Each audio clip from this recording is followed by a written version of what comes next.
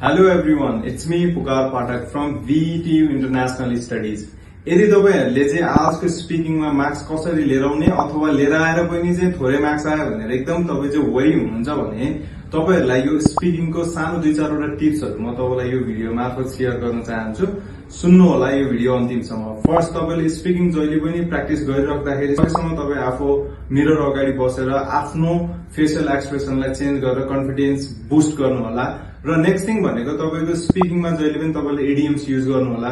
त्यो इडियम्सहरु युज गर्नु भने अभियसली तपाईको चाहिँ एउटा कन्स्ट्रक्टिभ खालको एन्सरहरु बन्छ र त्यो एन्सरहरुलाई चाहिँ तपाईले सकेसम्म क्ल्यारिटी मेन्टेन गरेर चाहिँ एक्जिक्युसन गर्नु होला। अलङ विथ दैट तपाईले कुनै क्वेशनहरु ट्याकल गर्दै हुनुहुन्छ भने त्यो क्वेशन ट्याकल गर्दाखेरि सकेसम्म आफ्नो एन्सरलाई क्वालिटेटिभ र क्वान्टिटेटिभ सेन्टेन्स क्रिएट गरेर आफ्नो एन्सरलाई चाहिँ प्रपरली आफ्नो एक्जामिनरको अगाडि चाहिँ एक्सप्रेस गर्नु होला।